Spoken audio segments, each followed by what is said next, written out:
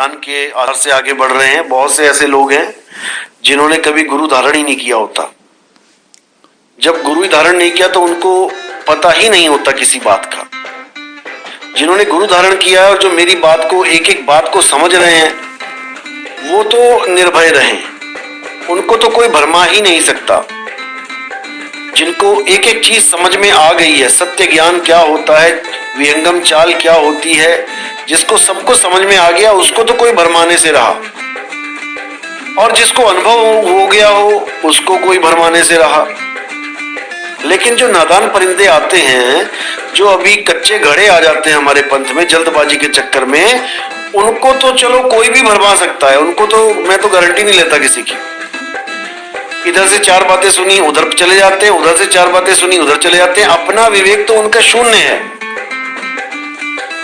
दूसरों के विवेक पे चलते हैं। लेकिन फिर भी जो थोड़े बहुत विवेकी हैं और जो परख करना जानते हैं, ये सत्संग आज का उनके लिए है कि विवेक कैसे करना है। कोई भी भरमाने वाला तुम्हारे सामने आता है, कोई भी नकली नोट लेके तुम्हारे पास आता है, तो नकली नोट की परख क्या है, कैसे परखना है कि वो नकली नोट है या असली नोट है, क्योंकि चलाने वाले तो आएंगे। ऐसा नहीं हो सकता कि कोई ना आए तुम्हारे पास। याद रखना इस बात को। हमने पीएचडी का कॉलेज खोल दिया, इसका मतलब ये नहीं है कि नीचे वाले कॉलेज बंद हो जाएंगे, स्कूल बंद हो जाएंगे। इसका मतलब ये है कि जो जो विवेकी हो जाएंगे, उन स्कूलों में पढ़ने के बाद आगे बढ़ना चाहेंगे, वो सब एक झंडे के नीचे आएंगे। वो सतनाम का झंडा है, और सतनाम का झंडा जब लहराएगा तो उसे कोई भ्रमित नहीं कर पाएगा। सतनाम को समझ लो अच्छी तरह। जब तक सतनाम को नहीं समझे, सतनाम के झंडे के नीचे आप आ ही नहीं पाओगे। अच्छी तरह समझ लो आज मेरी बात को, क्योंकि आने वाले समय में केवल दो पार्टियां बचेंगी यहाँ पे पूरे वर्ल्ड में। केवल दो पार्टियां, कौन कौन सी? एक विवेकी, एक अविवेकी। एक सत्य और दूसरी असत्य। एक सार और दूसरी असार। केवल दो ही पार्टियां हैं, और आपने किस पार्टी में जाना है ये आपने फैसला करना है।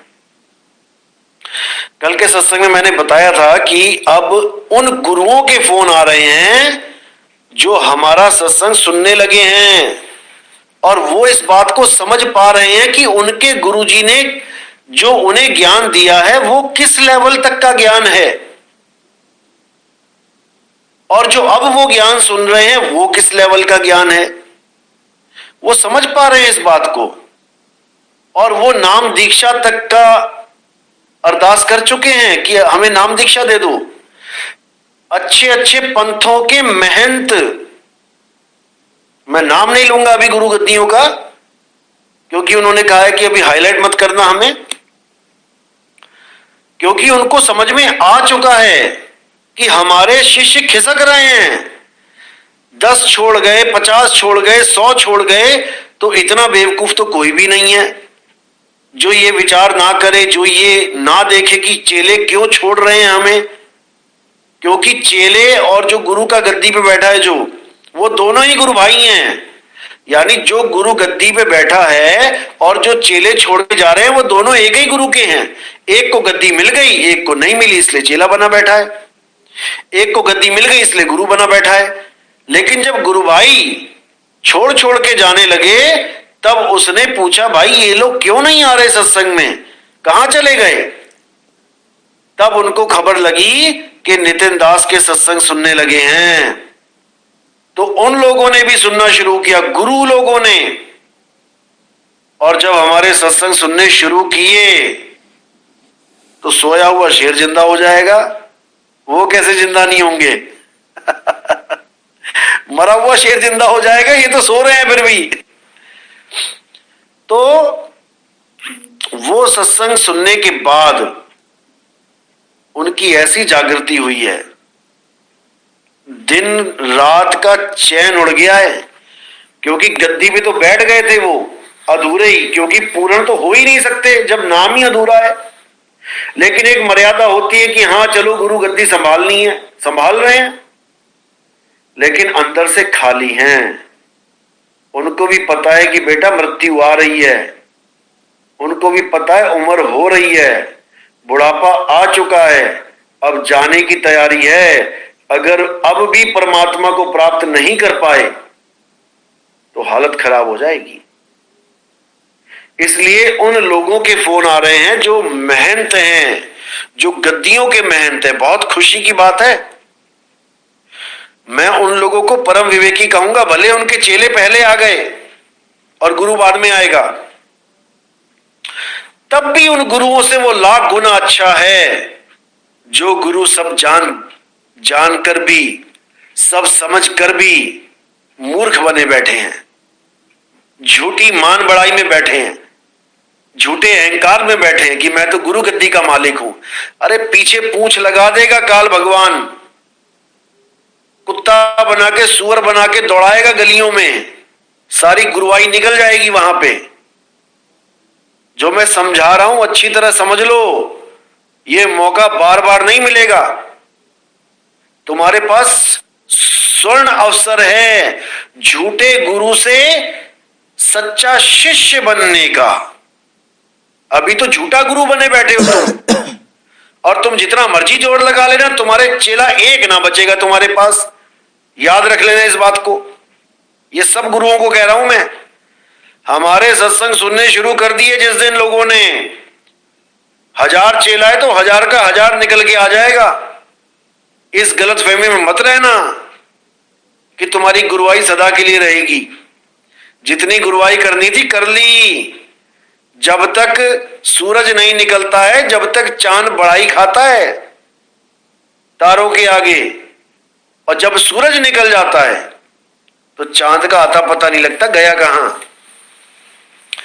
तो ठीक है, जब तक परमात्मा का मूल ज्ञान उजागर नहीं हुआ था, तुमने खूब बड़ाई खाई, खूब मजे किए, ठीक है, कर लिए, लेकिन अब नहीं होंगे, ये भूल जाना।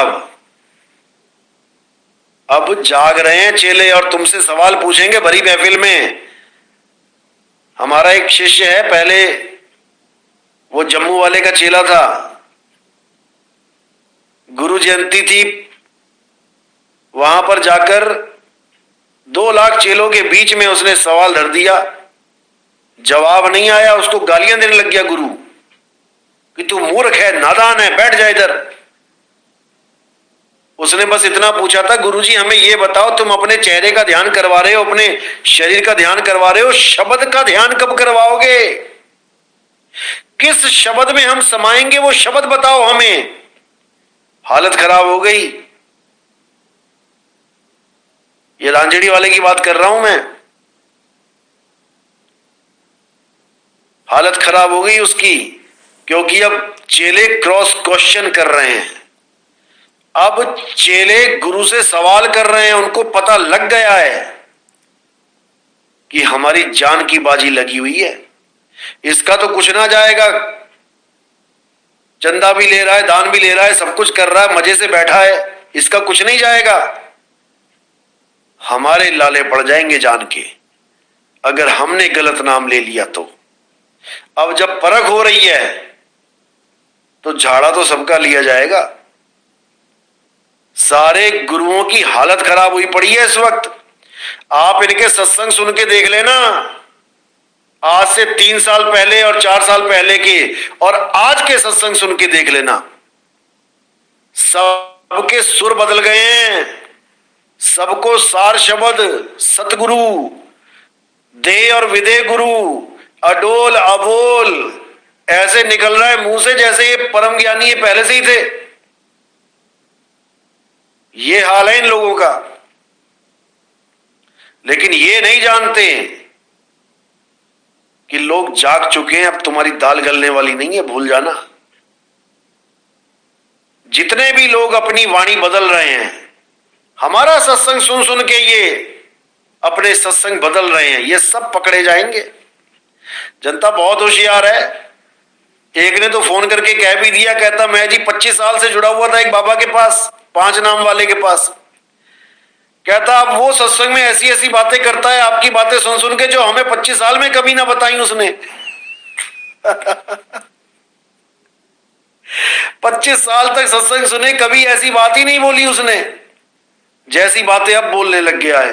बोलेगा, उसका दादा भी बोलेगा, बोलना पड़ेगा। क्यों बोलना पड़ेगा?